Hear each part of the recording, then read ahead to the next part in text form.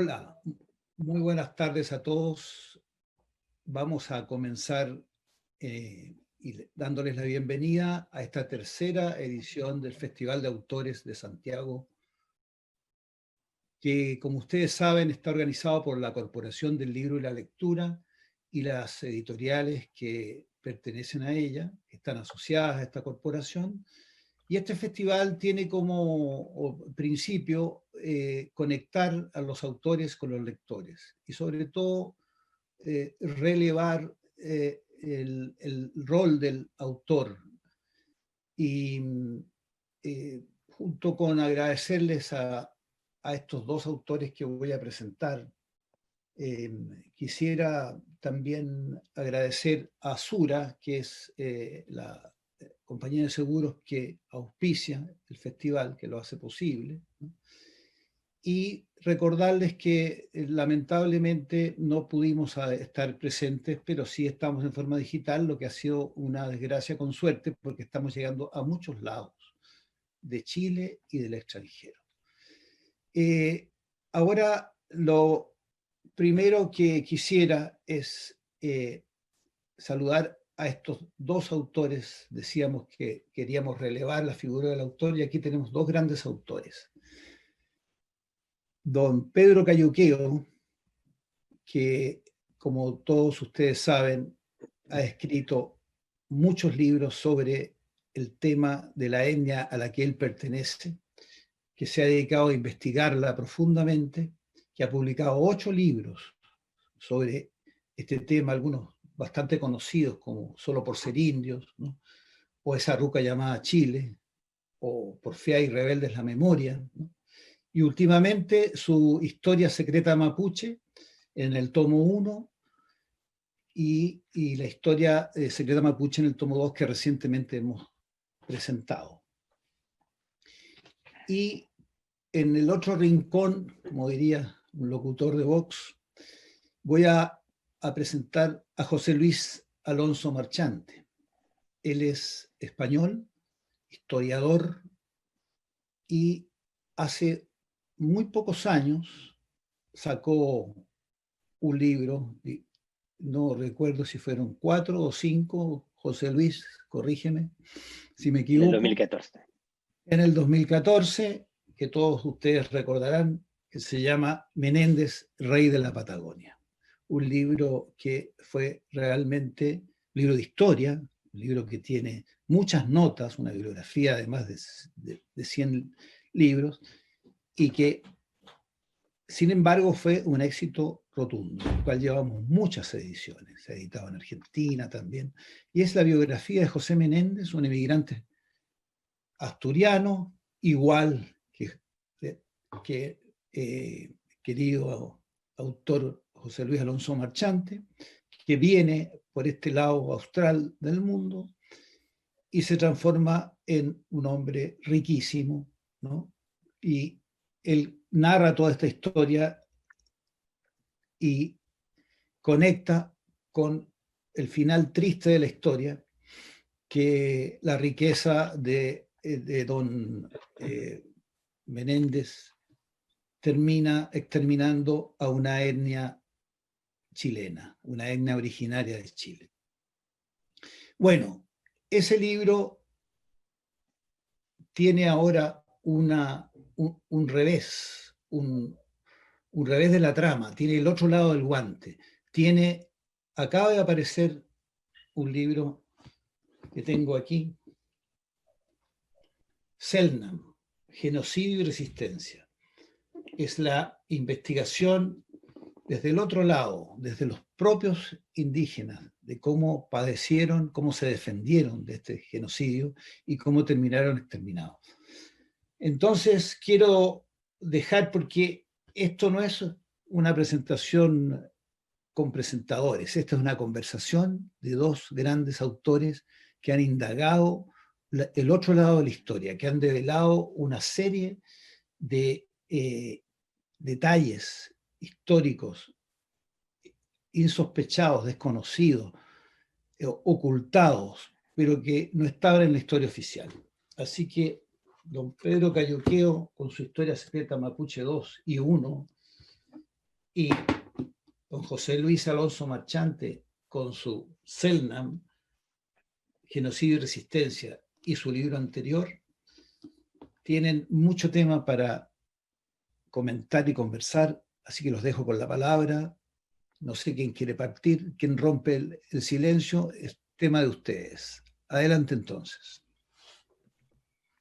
Mari Peñi, Mari Peña Arturo, Mari Peña José Luis, estás conectado desde España, ¿cierto? En efecto, aquí son las 10 de la noche ahora mismo y como decía Arturo en la presentación, no podemos estar físicamente juntos, pero es cierto que con las nuevas tecnologías podemos llegar a muchos más sitios y poder ver las presentaciones desde cualquier lado, ¿no? Así que para mí es un privilegio estar hoy conversando contigo, Pedro, y con Arturo, por supuesto.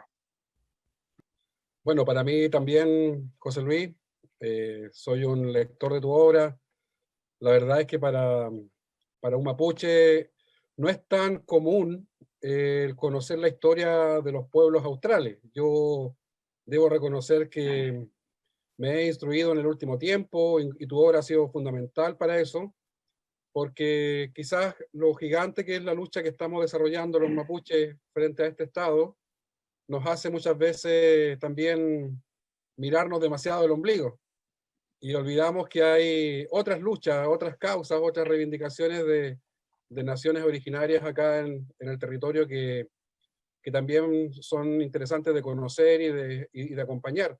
Y la verdad es que cuando uno se adentra en el genocidio austral, a uno se le ponen los pelos de punta, porque yo creo que es una vergüenza nacional que el Estado y la sociedad chilena mantienen bajo la alfombra por demasiado tiempo.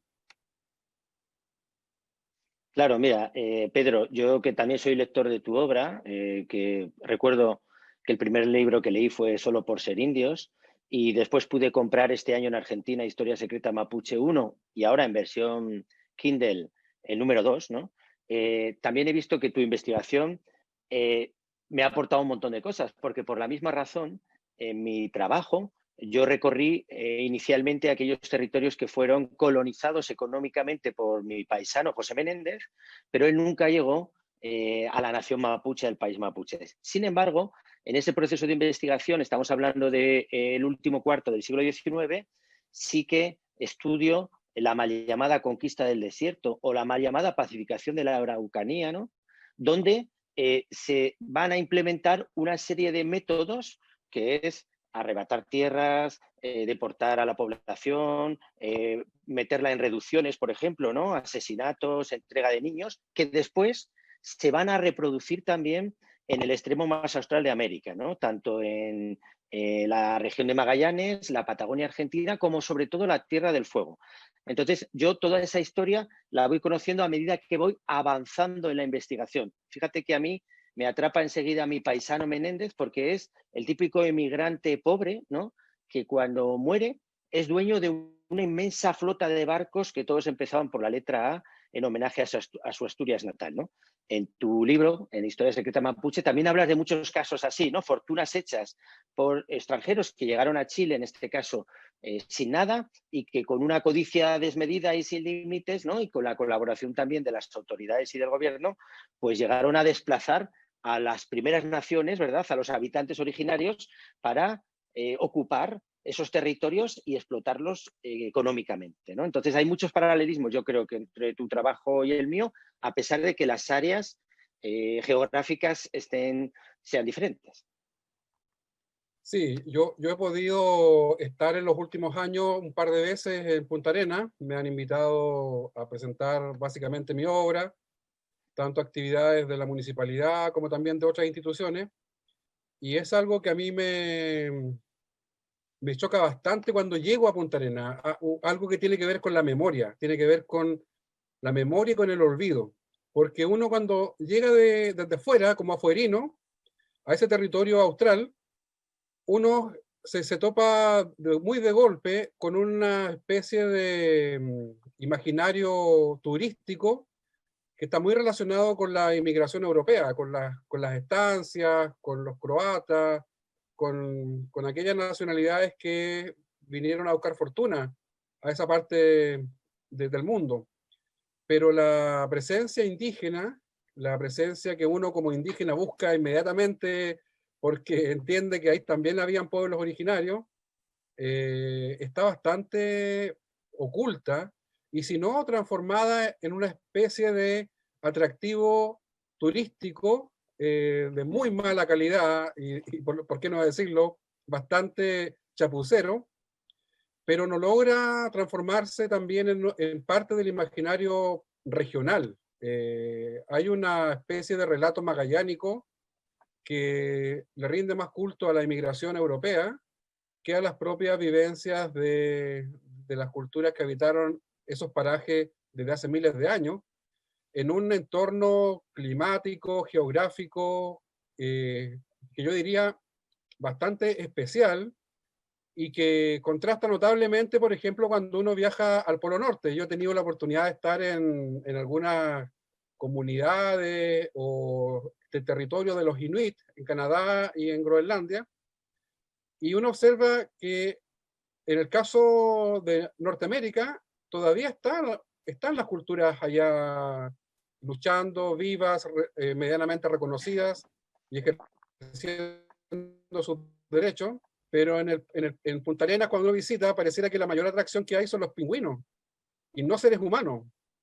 Eso a mí me golpeó bastante las veces que he ido y he comenzado a través de tu obra y también la obra de Patricia Stambuk y otros a documentarme porque ahora que estamos en momentos de Chile que son especiales, momentos constituyentes, momentos de bisagras en torno a un antiguo régimen que ojalá dejemos atrás, un régimen dictatorial constitucional y pasemos a una democracia un poco más plena, tenemos que arribar, digamos, a un nuevo pacto en donde no solamente los mapuches estemos incluidos de mejor forma en la nueva constitución, sino también las restantes naciones originarias.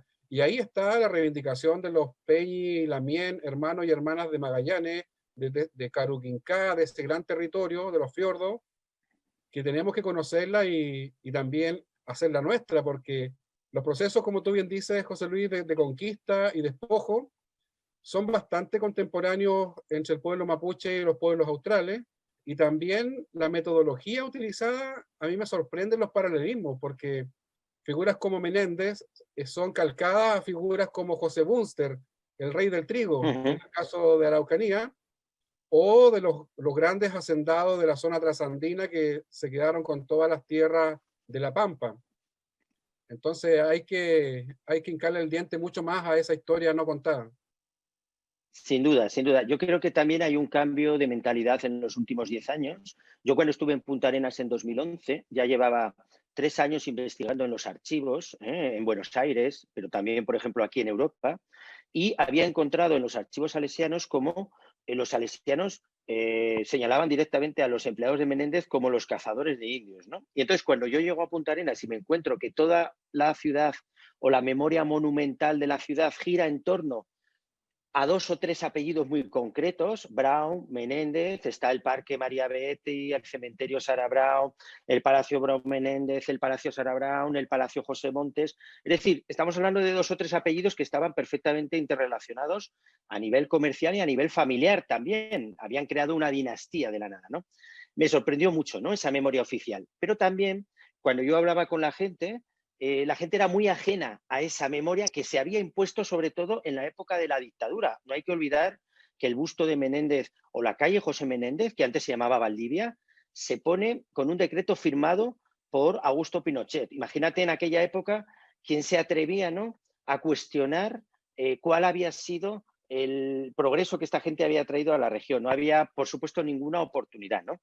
¿Qué ocurre? Que ahora, en los últimos viajes que yo he realizado a la región, he notado unos cambios muy importantes. Hay una reemergencia indígena. Este es un concepto que, por ejemplo, explica muy bien la antropóloga argentina María Eva Rodríguez, ¿no?, que hace que los indígenas hayan pasado de ocultar su condición o su ascendencia a reivindicar con todo el derecho del mundo sus orígenes, ¿no? Y hoy en día existen comunidades cahuéscar o yaganes, que se lo digan, por ejemplo, a los reyes de Noruega cuando estuvieron en Puerto Williams, y los yaganes les hicieron una manifestación para evitar que siguiera expandiéndose la industria del salmón, ¿no? Fíjate.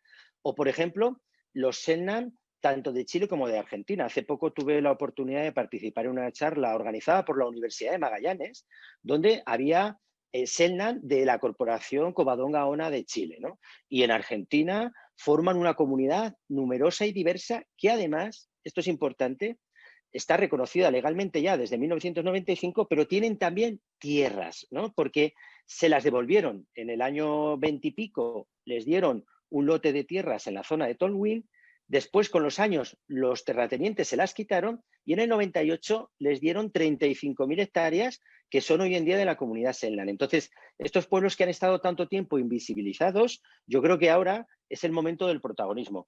Aquí, por ejemplo, en Europa, todo el mundo conocemos la lucha de los mapuche, la conocemos con detalle, ¿no? Pero también desconocíamos, quizá, pues esa existencia, ¿no? De los cahuéscar, de los yaganes o de los Selknam, ¿no? Que están tan vivos, tan activos y que están a punto de ser reconocidos, por ejemplo, por el Senado chileno como un, no sé si el 10º o el 11º pueblo originario de Chile, ¿no? Creo que por ahí va el futuro, por ese reconocimiento. Sí, hay una toma de conciencia bien interesante, José Luis, yo diría en las nuevas generaciones también de miembros de pueblo originario o descendientes de pueblo originario. Hay una búsqueda, yo diría que hay una especie de renacimiento, que en el caso mapuche uno lo observa cotidianamente, lo observa en cosas a veces muy domésticas, cuando, por ejemplo, nacen hijos de amigos o de amigas o de familiares, y desaparecen ya del mapa los Pedritos, los Alejandro, las Claro, Camilas, desaparecen los nombres castellanos y sí. comienzan a volver los nombres indígenas. Yo tengo una hija que se llama Amancay, que es un nombre que es un préstamo lingüístico del quechua nuestra lengua, y tengo sobrinos y sobrinas que todos tienen nombre en lengua indígena. Entonces, yo creo que hay un renacimiento de identidades. Quizás es propio también de la globalización, de cómo la globalización cultural ha hecho que también nos refugiemos más en lo local, más en la identidad local, como forma de diferenciarnos. Y, y creo también que tiene que ver con que surjan voces y surjan letras y escrituras que recuperen la memoria, que recuperen esta memoria que lamentablemente ha sido tan yo diría, oculta, de un ocultamiento premeditado por parte de una historia oficial que rinde honores, rinde culto a los monumentos oficiales. Y una de las maravillas que hemos visto, tú debes haberte enterado, me imagino, porque fue noticia mundial en los últimos años y principalmente después del estallido social, ha sido esta crítica que tiene mucho de performance artística, yo le llamo. Para mí no es tanto violencia, más bien una ceremonia catárquica que tiene que ver con el derribo de las estatuas. Eso ha pasado acá en Chile bastante desde el estallido social, se ha puesto en cuestión los monumentos oficiales. Ese relato de la historia, que es un relato interesado, que obedece en muchos casos a un blanqueamiento de la historia, y no solamente ha pasado en Chile, se han visto esos mismos procesos en Norteamérica, se han visto esos procesos también en Europa, y bueno, y tú como descendiente ahí de las tierras de la península ibérica, ¿cómo observas cuando a Cristóbal Colón, por ejemplo, se lo somete a esos Sí. juicios populares y termina en el suelo? Bueno, mira, cuando en octubre del año pasado empezaron a caer estatuas en Chile, cayó el busto de Menéndez, pero también Saavedra, Valdivia y muchos más, los chilenos simplemente se estaban anticipando en unos meses en lo que iba a suceder a nivel mundial, ¿de acuerdo? Porque en Estados Unidos, en Gran Bretaña o en Bélgica se ponen en cuestión precisamente todas esas figuras, ¿no? Estoy pensando ahora mismo, cuando uno va a Bélgica y se encuentra una estatua del rey Leopoldo que hizo tantas barbaridades en el Congo, bueno, pues esas estatuas ya están retiradas, ¿no? Es decir, que aunque las autoridades no están de acuerdo en que se vandalicen los monumentos, sí que se están retirando y sometiendo un poco a revisión esos personajes, ¿no? Entonces yo siempre que veo una estatua me pregunto quién es y quién la puso ahí, sobre todo eso, ¿no? Te voy a poner solo un ejemplo. Aquí en Madrid tenemos una estatua al maestro, pero el 90% de los maestros son mujeres y no hay una estatua a la maestra, ¿entiendes? ¿Por qué? Porque en esa época las mujeres eran invisibles, igual que lo eran, por ejemplo, los indígenas, ¿no? Casos hay muchos. Magallanes, en Filipinas, la estatua se corrió a un rincón y se puso en primer lugar la estatua de Lapu Lapu, que se supone, según la leyenda, que fue el indígena que lo ultimó en Mactán, ¿no? Digo esto ahora que se cumplen los 500 años del famoso paso de Magallanes por el estrecho, ¿no? Entonces, todas estas figuras están sometidas a revisión. Y aquí en España pasa exactamente igual. Siempre están los típicos fanáticos que no admiten ningún tipo de cambio y que dicen, bueno, es que eso lleva mucho tiempo ahí, pero ¿quién puso eso ahí? Y vuelvo al ejemplo que te he contado antes en Punta Arenas. El busto de Menéndez, que fue derribado en noviembre y que nadie se ha atrevido todavía a reponer en Punta Arenas, lo puso Pinochet allí. O mejor dicho, los descendientes de Menéndez, que tenían unos vínculos con Pinochet tan estrechos hasta el punto de que un nieto de Menéndez, el rey de la Patagonia, era quien le escribía los discursos a Pinochet. Estamos hablando de Enrique Campos Menéndez, ¿no? Entonces, estamos hablando de que esa influencia fue tan poderosa que yo creo que ya es hora de que nos replanteemos en Europa, en América, en cualquier lugar, pues un poco esa memoria de dónde viene, por qué se ha impuesto, qué pretendían con esa imagen, ¿no? Yo no sé cuántas estatuas ha habido o había hace 30 o 40 años de caciques mapuche en la provincia de la Araucanía. ¿Cuántas había? Pero lo lógico es que siendo dueños de ese territorio durante tantísimo tiempo, ¿verdad? Y teniendo una presencia tan poderosa hoy en día y tan importante, tengan sus estatuas, ¿no? Y sin embargo, están las de Teodoro Smith o la de Saavedra o Valdivia mismo, ¿no? Imagínate. Por eso digo que es un momento de poner en cuestión. Esto también afecta a los museos y eso es un tema que hemos hablado tú y yo y que tú lo cuentas en Historia Secreta Mapuche. Gustave Berniori, que era un ingeniero belga que dejó un impresionante relato de su trabajo en el ferrocarril justo en la región de Mapuche a finales del siglo XIX, se robó, profanó un cementerio mapuche y se llevó un chemamul que terminó en el Museo Quai Branly de París. Cuando yo estuve en ese museo y voy a ver la exposición de Sudamérica, me encuentro ese chemamul y simplemente me pregunto, ¿qué hace aquí? ¿Cuándo lo compraron? ¿Cómo lo hicieron? Y uno se entera de que no solamente no lo compraron, sino que fue profanado y encima ese tipo de acciones que mucha gente dice, bueno, es que eran otras épocas, los mapuches no las aceptaron, trataron de cazar a Berniori y en la confusión de la noche, en el tiroteo, murió una persona. O sea que ese robo que está hoy en día en la primera sala que uno ve en el Quai Branly provocó un muerto. Tenemos los detalles, tenemos los datos y encima todas las leyes internacionales de restitución exigen que, por ejemplo, este chemamul sea devuelto a Chile, a territorio mapuche, para que los mapuches decidan dónde lo quieren poner, ¿no? O sea que por eso digo que creo que deben ir cambiando poco a poco las cosas. Ahora que se conmemoran y han habido varias actividades desde el año pasado hasta esta fecha en Magallanes por los 500 años del, comillas, descubrimiento del estrecho, es curioso que se plantee que se descubrió hace 500 años.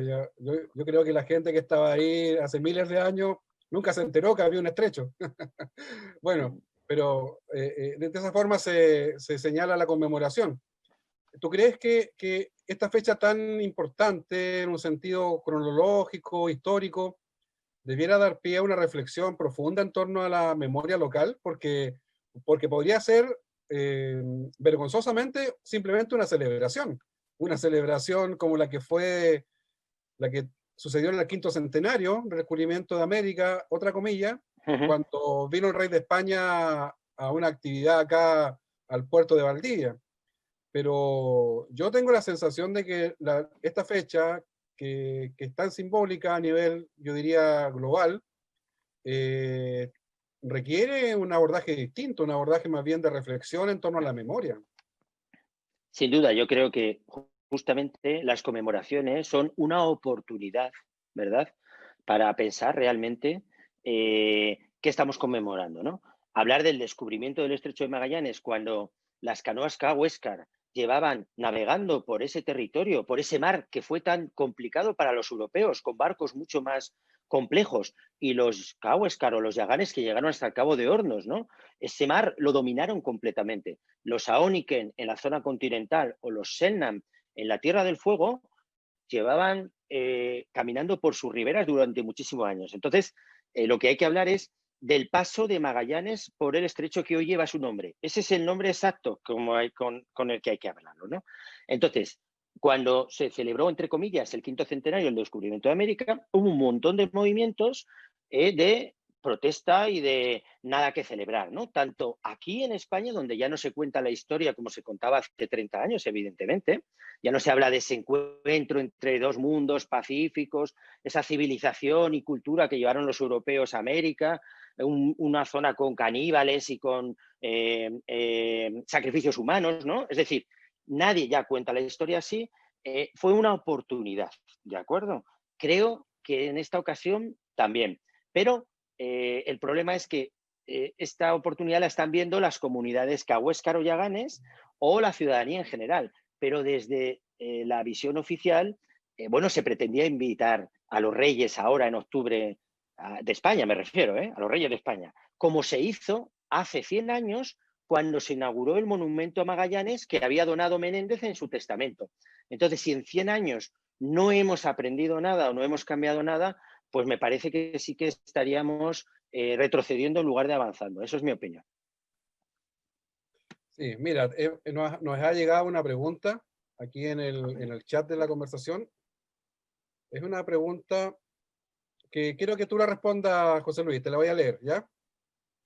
Alejandra pregunta, ¿cómo podemos, como chilenos, ignorantes de la historia, cultura y lucha mapuche,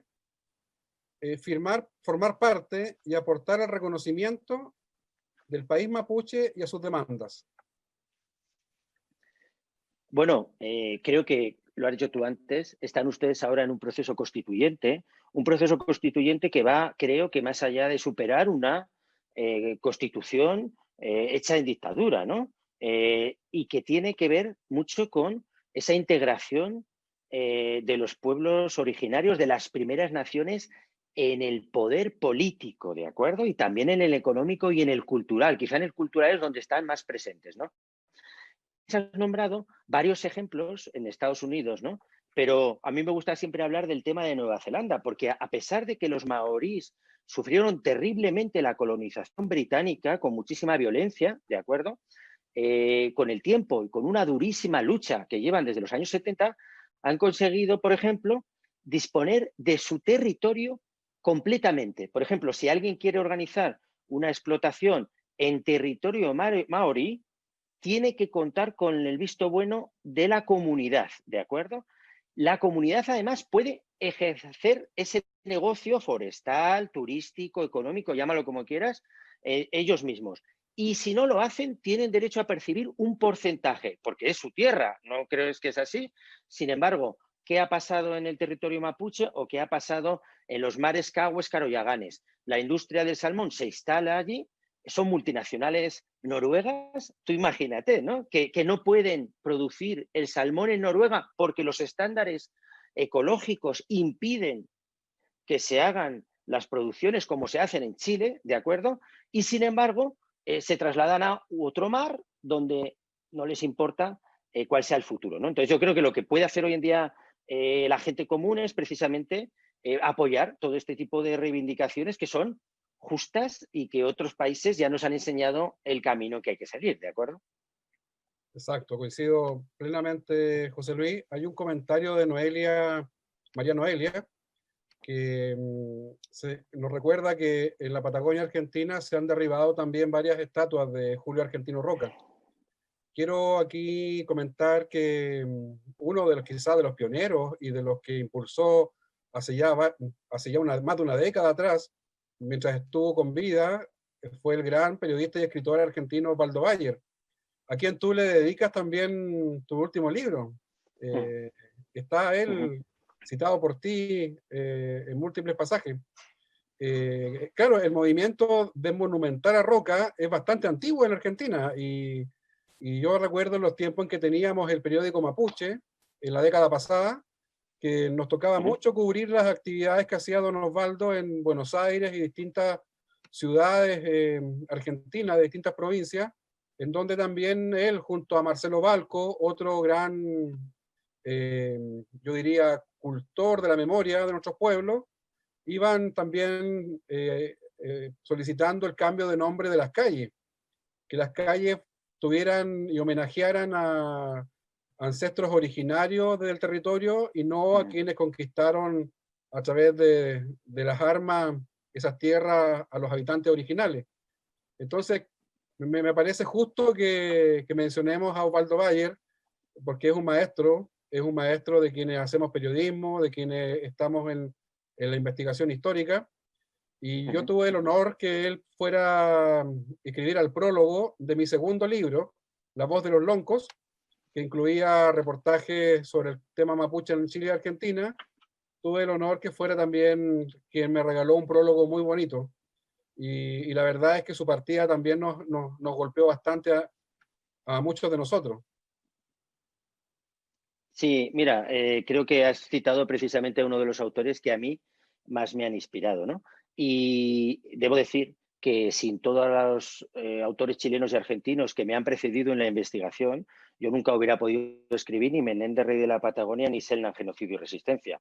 En el caso de Bayer, por ejemplo, cuando yo pensé, había terminado el libro y pensé en un prologuista, se me ocurrió él, pero yo no lo conocía, nunca había estado jamás con él. Ten en cuenta que yo vivo en España y aunque viajo con cierta frecuencia a Argentina, porque mi mujer Natalia es de Buenos Aires, pero nunca lo había visto, ¿no? Y entonces un día llamé a la puerta de su casa, así directamente, con un libro fotocopiado en anillas, en papel, bajo el brazo, ¿no? Y cuando ya me iba a ir, noté como unos pasos y abrió Osvaldo. Wow. Y entonces le digo, no, es que soy un escritor que estoy preparando un libro sobre Menéndez, el rey de la Patagonia, y quería hablar con usted. Me hizo entrar, entré en su sala, bueno, en el Tugurio, se llamaba así porque es un quilombo, ¿no? Como dicen los argentinos, lleno de papeles por todos lados. Y le expliqué cuál era mi proyecto, le dejé el libro fotocopiado y él me dijo, joven, que yo para entonces ya tenía 40 años, ¿verdad? Yo le voy a escribir el prólogo. Y pasó un mes, 2 meses, 3 meses, y a los 6 me llegó un correo de Osvaldo Bayer, que no pienso borrar jamás, ¿verdad? Con el prólogo de Menéndez, Rey de la Patagonia, que decía, este es un libro definitivo sobre la verdad de lo ocurrido. La verdad es que para mí fue un prólogo muy elogioso, para nada es un libro definitivo, hay un montón de obras anteriores y posteriores, pero a mí me llenó de orgullo. Y Marcelo Balco es el autor que ha escrito el prólogo de la edición argentina de Selknam, Genocidio y Resistencia, que todavía no ha salido. Esperamos poder publicar en unos meses. En Chile, Alberto Arambur, que es un historiador magallánico con una obra también impresionante, es además un investigador de archivos, ¿no? De los que, como me ha pasado a mí y a ti, nos metemos en los archivos y pasamos horas y horas y horas examinando documentos, ¿verdad? Con nuestras fotos, tirando fotos para luego estudiarlos con detenimiento. Bueno, pues él escribe el prólogo de mi último libro y yo me encuentro pues tremendamente agradecido a todos esos autores. Y entre ellos te incluyo a ti, porque aquí tengo la edición argentina, que pude comprar en febrero, y aquí precisamente hablas de Roca, porque yo creo que quizá el mayor acierto de Historia Secreta Mapuche es que es una historia que no establece fronteras. Quiero decir, que se cuenta a ambos lados de la cordillera, porque el país mapuche, y no debe quedar ninguna duda de ello, se extiende de mar o de océano a océano, ¿de acuerdo? Con sus parcialidades, sus territorios, ¿no? Entonces, por eso creo que es una de las grandes aportaciones que has podido hacer. Sí, es un tema cuando se trabaja desde una mirada que está fragmentada por los estados, ¿ya? Hay una territorialidad nuestra antigua que fue fragmentada por la guerra y después por las fronteras estados nacionales. Y esos casos son complejos de abordar a veces porque tendemos también a identificarnos muchas veces, el colonialismo nos hace identificarnos con el estado que nos tocó. Y comenzamos a hacer historia mapuche chilena, comenzamos a hacer historia mapuche argentina, o a veces caemos incluso en reduccionismos mucho peores, que son la región y las provincias en las que estamos y en las que vivimos. Y la verdad es que hay que volver al antiguo mapa ancestral, el mapa que tampoco es tan lejano, es un mapa que hace 150 años atrás era un mapa, por así decirlo, bastante realista de lo que existía en el cono sur de América, un gran territorio independiente, probablemente el último territorio de América libre en ser conquistado. Siempre tendemos a creer que fue el oeste norteamericano el último gran territorio libre, y la verdad es que la epopeya de los cowboys, la epopeya de las tribus, de las planicies norteamericanas, y su guerra contra el ejército norteamericano, estadounidense, tiene un símil bastante contemporáneo en lo que sucedió en las Pampas trasandinas, en el sur del Biobío.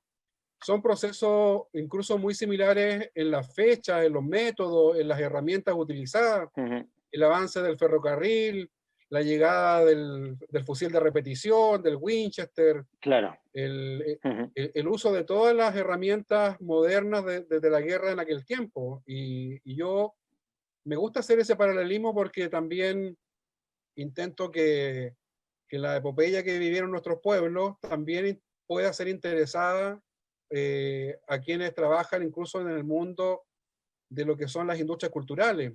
Hay muchas novelas no escritas sobre el tema nuestro, hay muchas películas no filmadas sobre el tema nuestro, hay muchas series de televisión que están esperando guionistas, están esperando creadores que se interesen en un tema que tiene, como tú mismo lo puedes observar cuando lees mi obra, hay mucho material para construir. Hay un relato también para la industria cultural, incluso la del entretenimiento, ¿ya? Entonces yo creo que no es solamente la recuperación de la memoria y la recuperación o entregar insumos para que nuestros pueblos hoy día tengan elementos para reivindicar un despojo, un daño causado. También es para que las mismas sociedades no indígenas nos conozcan realmente y puedan en algún minuto también empatizar con lo que somos y con lo que queremos ser. Yo tengo la sensación de que en el caso de Tierra del Fuego y en el caso de Magallanes, ese gran territorio austral, la sociedad no indígena se ha perdido una gran oportunidad de conocer el mundo indígena, de conocer la maravilla de esas culturas que a mí cuando me comenzaron a contar algunos amigos Cahuéscar, algunos amigos Yaganes, sobre su cosmovisión, sobre sus ritos, sus creencias, a mí la verdad es que me volaron la cabeza, fue increíble. Ellos Claro, habitaban en sin duda. dimensiones, en múltiples dimensiones. Un amigo Cahuáscar me contó una vez de Puerto Edén, me contó que para ellos había múltiples formas de decir estoy aquí, porque tenía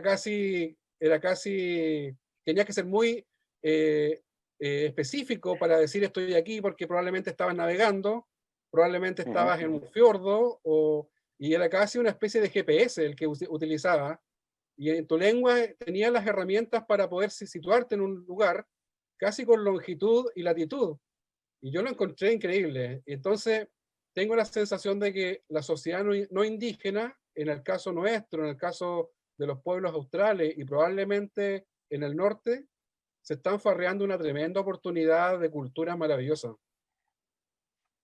Claro, eso de todas maneras, en mi opinión, está también cambiando lo que hablábamos antes de la reemergencia indígena, ¿no? O la visibilización indígena. Porque fíjate, si yo en Menéndez Rey de la Patagonia pongo el acento en los grandes terratenientes, en sus fortunas, en sus imperios, me doy cuenta de que a la hora de tratar el tema de los pueblos originarios, de las primeras naciones de la Tierra del Fuego y de la Patagonia, he seguido a la antropología más clásica, es decir, a Gusinde, a De Agostini o a Anne Chapman, que todos sentenciaron la extinción de los pueblos, es decir, ya no quedaba ninguno, ¿de acuerdo?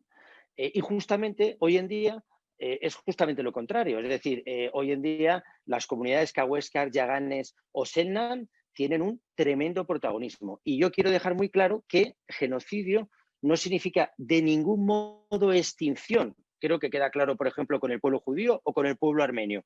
Pues tiene que quedar igual de claro con el pueblo Selknam. Hoy en día los Selknam existen tienen un tremendo futuro por delante, tienen sus propios autores o sus propios escritores, que es algo que también es muy importante, y todo el futuro por delante. Y yo creo que la sociedad, por ejemplo, de Magallanes, de Chile, de Argentina y de otros países, está también muy dispuesta hoy a escuchar, a aprender, a ver y a tratar de mirar la historia con otros ojos. Sí, esa es la parte optimista con la cual tenemos que quedarnos. Yo creo que más aún quienes somos hijos de pueblos originarios, creo que no tenemos derecho al pesimismo. Creo que tenemos que seguir creyendo y además confiando en que nuestra labor, trabajar con las letras, es un oficio muy noble, que tiene un futuro por delante y la sociedad yo creo que van a estar a la altura del desafío que nos plantea este despertar indígena. Así que confío también plenamente, José Luis, que las cosas van a cambiar para mejor. Seguro. Bueno, parece que tenemos que terminar esta conversación. Lamentablemente el tiempo siempre es implacable, pero quería comentar que, porque he visto que hay varias personas de Argentina, donde tanto José Luis en sus redes sociales y Pedro tienen cantidades enormes de seguidores, ¿no? 20.000 tienes tú, José Luis, ¿no? Algo así. Sí. Y Pedro debe tener otras tantas, pero y como hicieron referencia a estos dos últimos libros, Selknam, Genocidio y Resistencia, y la historia secreta Mapuche 2, que no están en Argentina, que en este festival, si se fijan en el lobby virtual que tenemos, ¿no es cierto?, hay algo que dice ahí stand, ¿no? En los stands los conducen a dos librerías muy importantes de Chile, que tienen comercio electrónico muy bien aceitado, Busca Libre y Antártica, donde pueden adquirir estos libros y todos los libros de Pedro y de José Luis en esos portales. Así que yo, bueno, agradezco a José Luis la trasnochada y esta interesante conversación que se podía haber prolongado, pero debemos cortar y llegar hasta aquí. Así que Pedro, un agrado como siempre, un abrazo para ambos y muchas gracias a todos los que nos siguieron. Muchas gracias. Gracias a Gracias todos. a todos ustedes. Un abrazo, José Luis. Un placer, Pedro, charlar